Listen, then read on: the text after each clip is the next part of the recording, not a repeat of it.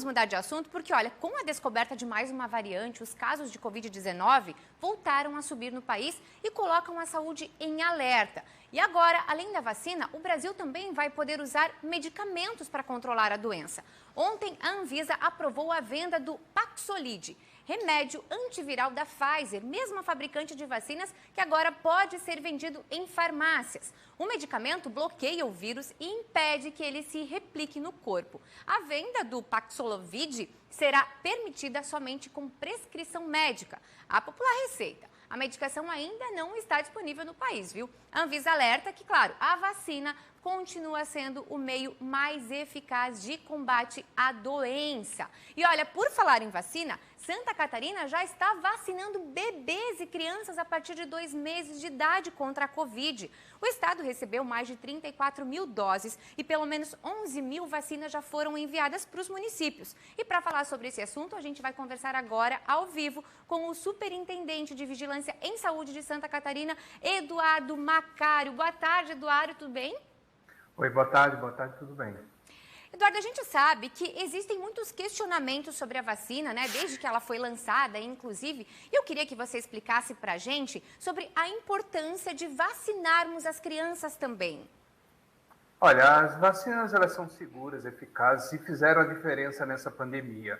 Há um ano atrás, durante o pico da pandemia mais grave, nós tínhamos casos de pessoas hospitalizadas, internadas, inclusive aguardando leitos de UTI por conta da gravidade da doença.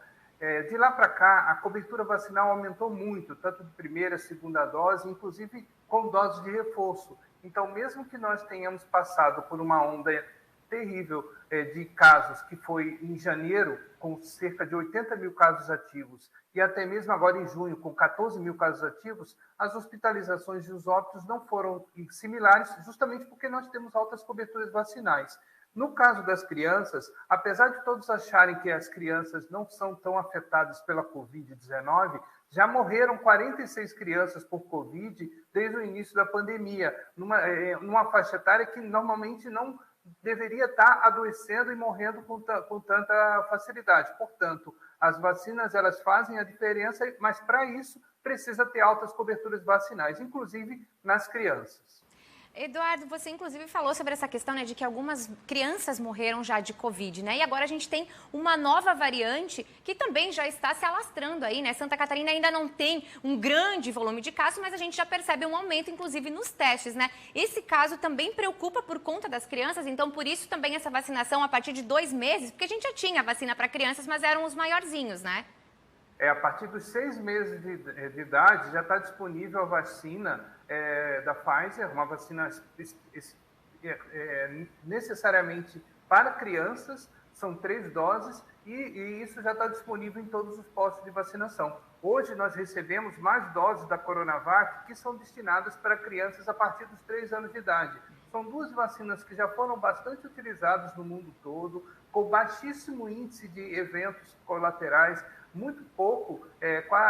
O máximo que aconteceu foram dor local, um pouquinho de febre, mas nenhum caso grave. Agora, aí é uma decisão que cabe aos pais responsáveis de proteger as suas crianças, porque nós estamos num momento de aumento, de aceleração de casos. Nós já alcançamos 6 mil casos ativos, estamos praticamente na metade do número de casos ativos que ocorreram no mês de junho, julho, durante o inverno, com a tendência de aumentar para as próximas semanas. E a gente sabe que nós estamos próximos também das festas de final de ano, de Réveillon, por isso que é o momento ideal agora de pessoas fazerem as doses, a primeira e a segunda dose de reforço, vacinar as crianças e também aproveitar para assumir as medidas de prevenção, o uso de máscara, o álcool gel, manter ambientes arejados para evitar novas infecções.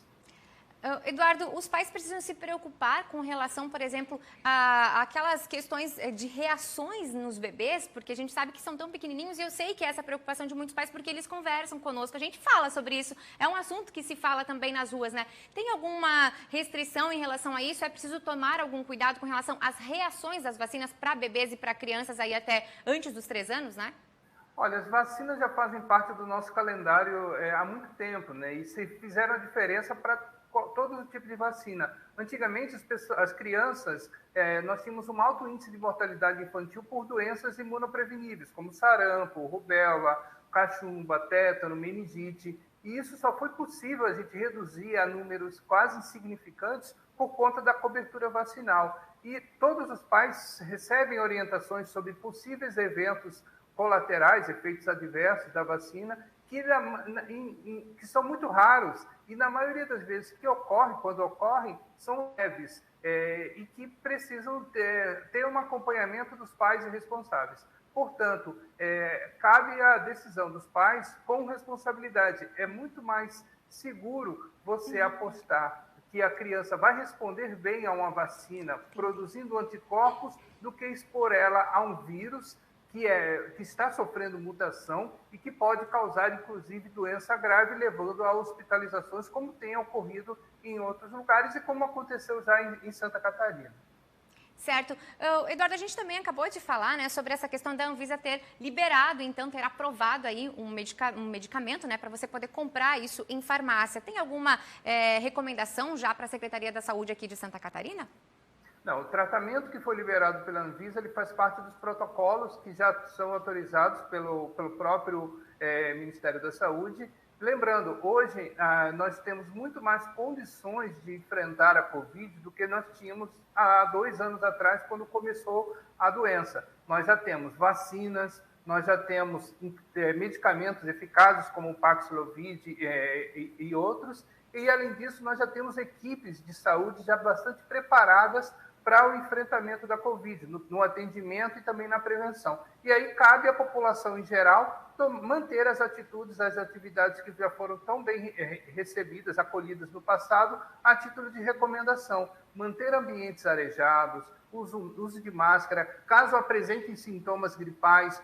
Nesse momento, a maioria dos casos que estão ocorrendo agora de síndromes gripais são pela Covid. Então, procure o posto de saúde para fazer a coleta do exame.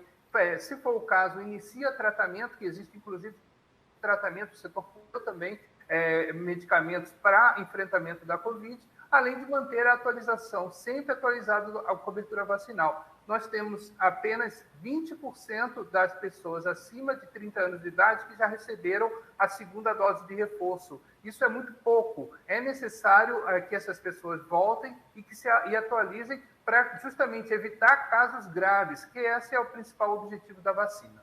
É verdade. Tem vacina aí em todos os municípios, a vacina está à disposição, não é mesmo? Obrigada, viu, Eduardo Macário?